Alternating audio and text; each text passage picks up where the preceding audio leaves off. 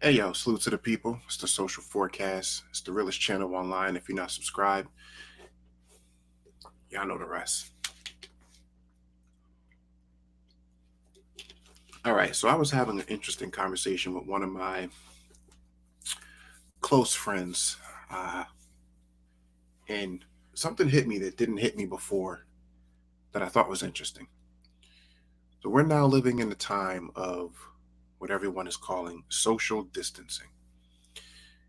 And I know a lot of people who are in different fields, different lines of work, have different career paths, which offers me very unique insights in situations like this. So, in talking to this close friend of mine, it occurred to me that while we're all practicing social distancing, we're all being strongly urged to stay at home, stay out of the public places where there are more than 25 people gathering, keep a 6 feet distance between you and that person, so as to try and avoid germs from spreading as best as we can.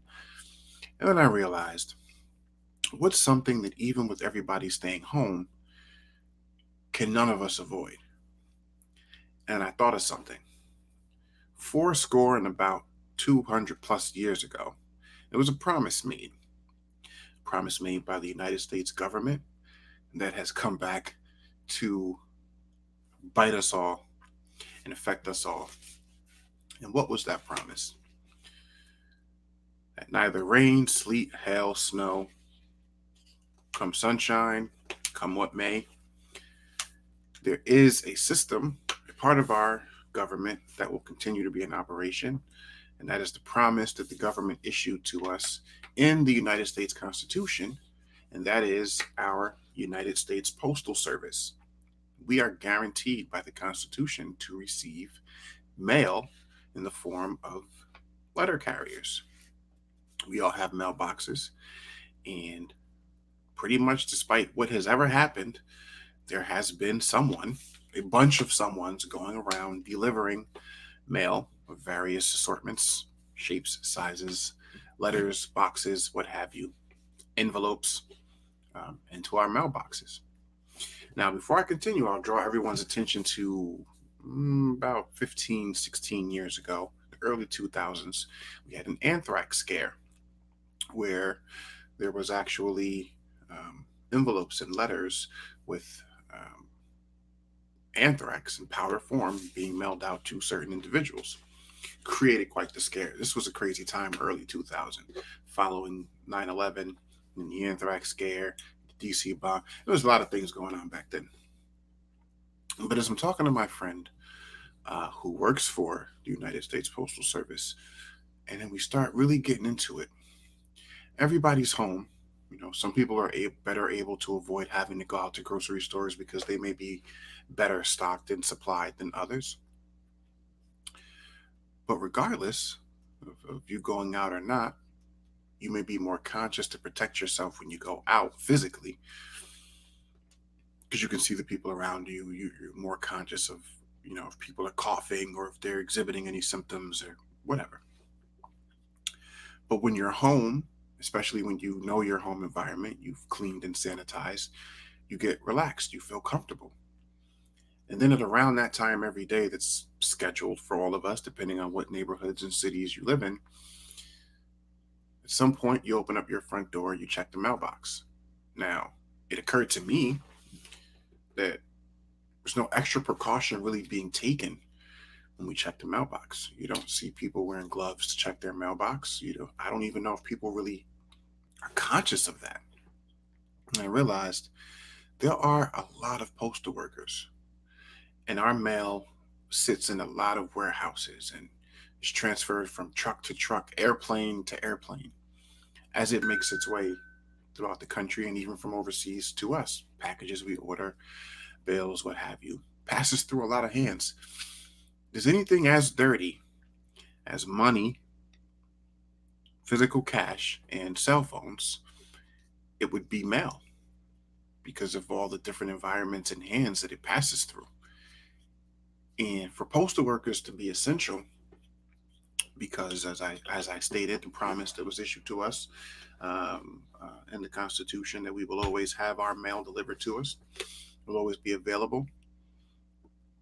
I wonder if continuing to operate the United States Postal Service is critical and as essential as it may be, if that's going to create a whole nother problem that most people probably aren't aware of or aren't thinking of, because you can clean and sanitize and disinfect your house as well as you may be humanly capable of doing. But the second you open your front door and pick up that package, you don't know where it's been or where it came from. The second you open up your front door and grab that letter out of the mailbox, mind you, mailbox, which most are metal, some form of metal, some are wooden, but this coronavirus, this COVID-19 virus, can live on surfaces such as the aforementioned surfaces for hours, if not days. And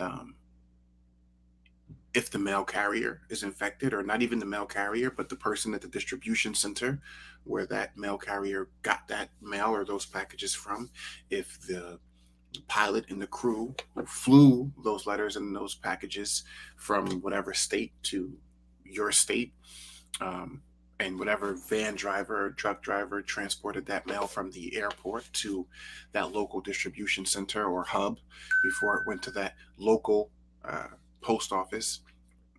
A lot of opportunity for this virus to make its way to our mail, our packages, our letters.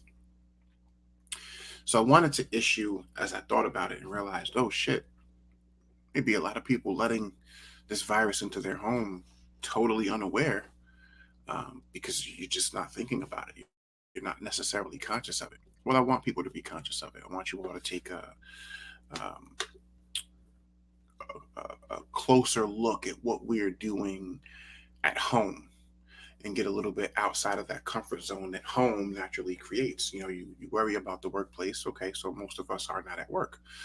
You worry about the grocery store. We take extra precautions when we go there. You worry about going to the bank or the gas station because of the gas pumps, and you wear gloves, you wear masks.